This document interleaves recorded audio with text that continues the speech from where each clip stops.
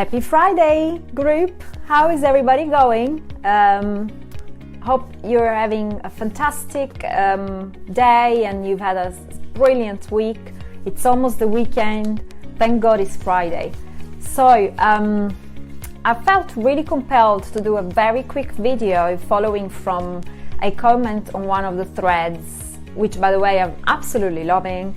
And thank you for all your engagements and comments and interactions. I'm getting so many ideas of how I can contribute to the group in the most effective ways and share all the things that you guys want to learn about and know the most, including tomorrow, first food tutorial, so stay tuned for that.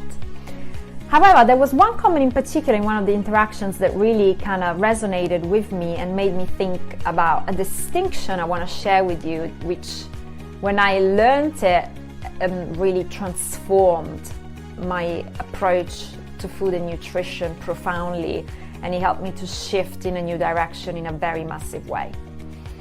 The comment was by Janine, who doesn't mind me mentioning her, I'm sure.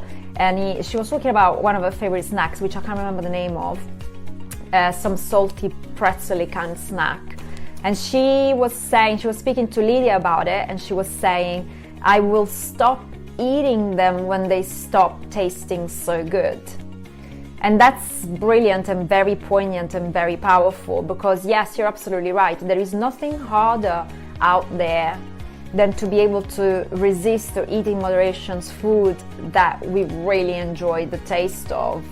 And it's true, sometimes we think in those terms. We go like, why should I deprive myself of such great taste? For as long as I like them, I'll continue to eat them, or something along those lines. We don't want to renounce the pleasure that we get from food that tastes good. Because, I'm not going to negate that we get pleasure from certain foods that taste good.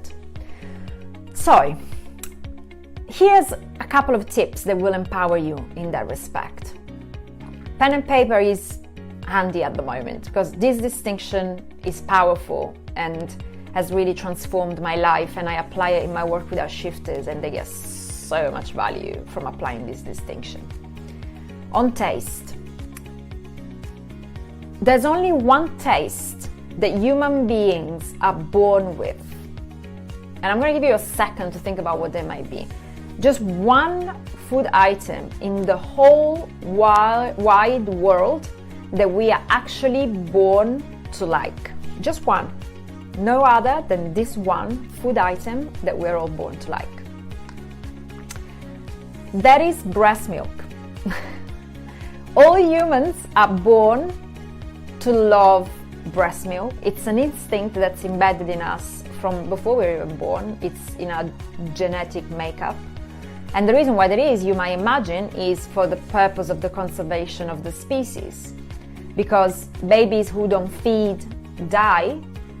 And so we are born to like breast milk for the purpose of surviving. All other taste is acquired through life. You don't inherently like or dislike anything other than breast milk the moment you're born. All taste you will acquire through life. Now, this is a powerful distinction, because essentially what this means is that taste is not something that happens by accident, and is not something that is outside of your control. You are fully and completely in control of what you like and dislike to a point, and let me explain in a minute. But I want you to know that taste is not an accident. The taste that you enjoy, the foods which taste you enjoy, depend on the choices that you make. So for an instance, think just for a minute about some food items that you didn't like when you were little and that you now love. And I can think of many. Olives. First time, my mom loved olives. When we went to the markets, they do these beautiful markets in Italy where they have these open stalls and they sell a whole bunch of different, like hundreds of different kinds of olives. And my mom used to always say, oh my God, I could eat them all. And so I was always, as a child, really fascinated by this olives thing. And so at some point I asked to taste an olive, and I swear to you, I had to spit it out. It was that disgusting. Hated the taste of olives, or at least the first taste of olives. Other things that come to my mind, any alcoholic drink. Do you remember the first time you had a sip of wine or beer or any other alcoholic drink? Or coffee. Do you remember the very first time you had a sip of coffee?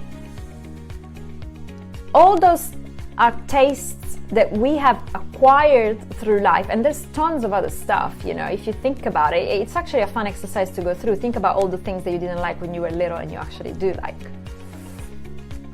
So you acquire taste, and in the same way as you can acquire taste for certain items, you can very much lose taste for other items. And that's a bit harder to do. Well, actually no, because some people really struggle to acquire the taste for healthy food. So acquiring and losing taste is nothing but a practice that revolves around certain strategies and methodologies which allow you to essentially train your taste buds. Think of your taste buds as a muscle. You can train them to like or dislike certain foods more than others, depending on what it is that you want to achieve. I'm going to make the example of salt, because this specific snack that Janine was talking about, I'm guessing is probably quite a salty. And by the way, I'm going to open a parenthesis actually very quickly. Certain foods, in fact all processed food, which means everything that you buy in a package and you don't make yourself from scratch, anything that has more than 5 ingredients, most processed foods are designed to trigger your taste buds in such a way that it is virtually impossible to eat those in moderation. And I've said this before and I'll continue to repeat it. And if you think about it, some companies actually revolve their entire marketing campaigns around this premise. They tell you that once you pop, you can't stop. They know what they're doing, they're telling you blatantly. They have designed these food items, they have designed the ingredient components in such a way that they trigger certain neurological responses in such a way that once you open the bag, there is no way, absolutely no way, that you're going to be able to eat those food items in moderation. And I'm saying this to say that some people make themselves really wrong and they end up feeling really guilty and disempowered for not being able to only eat 2 Pringles or for not being able to only eat 2 pretzels. And I want you to know that there's nothing wrong with you for not being able to do so. You are simply responding to such deeply embedded neurological responses that are older than new. They have been developed through millions of years, and frankly, you have to be so well developed on the focus pillar to be able to eat such items in moderation. Frankly, it's virtually impossible.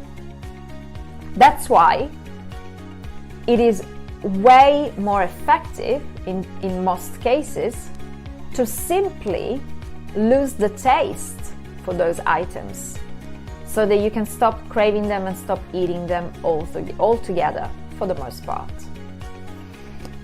So think about taste in these terms. Think about taste about a muscle that you can train. Now, the more processed food you eat, the more bland healthy food will taste to you, because processed food is naturally high in sugar and salt and trans fats and all sorts of other nasties, and that's the kind of stuff that triggers these responses that almost make us a little addicted. And so if you continue eating that kind of stuff, a healthy salad with hardly any dressing or with a homemade dressing is gonna taste really rather bland forever because your taste buds are spiked. And I'm gonna use a metaphor that's extreme, so bear with me, but just so that I can drive home this concept. Imagine if you were addicted to a drug of sorts, and decided to instead switch from this whatever drug to cigarettes. You know, cigarettes wouldn't do the trick. They wouldn't be strong enough. They wouldn't cause a strong enough reaction because you're addicted to a substance that's way more powerful, right? So in answer to Janine's comment, which says, I will stop eating them when they stop tasting so good, the harsh truth there, sadly, is that for as long as you keep eating them, they'll keep taste good. Because you're not going to give your taste buds a chance to lose the taste for them. So you're going to keep yourself in that loop. The only way for them to stop tasting so good to you is for you to stop eating them. And this is a message out to anybody. You know, if you wait for certain food items that you, and by the way, I'm not saying that you need to stop eating certain things, but I want you to know how this works. So we tend to put the carriage in front of the horse when we say, I'll stop eating X, Y, and Z when it stops tasting so good. Actually, it works the other way around. If I gradually decrease the quantity or the amount of times that I eat certain foods that I know are not conducive to my health and well-being, I will gradually start losing the taste for them, and I will pull myself out of this cycle, vicious cycle, which in some cases, for some food items, some really bad, particularly bad ones, which I don't think is the ones that Janine is talking about, might very well be a case of stopping altogether, because they are so addictive that even just one bit will keep you in the loop. But the moment you stop eating certain foods, you lose the taste for them. So it's a big topic, and I could talk for hours, but I don't want to talk for hours because it's going to get too lengthy and boring and you're going to get tired of me. And it can be quite confronting. In most cases, the way I approach this with our shifters is by gradually and incrementally decreasing the amount of these overpowering and addictive foods in their diet in a strategic and smart way so that they don't feel deprived, by doing what we call crowding out. So that they naturally and gradually and organically lose the taste for certain foods as they acquire the taste for healthier foods, so that it doesn't become a shock to the system, essentially. And there's no deprivation involved, because deprivation is just a buzz killer. But I always educate everybody, and that's why I'm choosing to educate you on it today, on why it is that it truly feels like certain foods you can't give up and you can't eat in moderation. And know that there's nothing wrong with you for that being the case, and it is possible to retrain your taste buds. I used to eat raw burgers, cheeseburgers, steak, Kit Kats, muffins. Don't think of me as somebody who has this special gift and is therefore and doesn't know what it means to be addicted to certain foods or crave certain unhealthy snacks. I want you to know that I have been there. I know what it's like. I used to eat that stuff. I'm not special. I don't have a special gift. I don't have a special power. I've just done the work that needs doing to get me to the point where those food items have lost all appeal to me. But it doesn't happen overnight. It doesn't happen on its own, and it doesn't happen without strategy. And most importantly, if I've done it, anybody can do it. I'm not special. I've done it, you can do it. If you haven't been able to do it up until this point, it might just mean that you haven't applied the right strategies, or maybe you weren't ready for it, or what have you. Don't make you wrong for it. Stop making yourself wrong for it. If you want to learn more about this, let me know. Let me know what your questions are. Feel free to share any comments, likes, dislikes, anything at all, just so I know whether this was useful, whether I've explained it in a way that you guys could understand. The goal is to empower you. So I hope I've achieved that goal. Anyways, wishing you a fantastic Friday and weekend. Stay tuned for chocolate mousse and superfood salad. Yay! Ciao for now, everyone. Talk soon.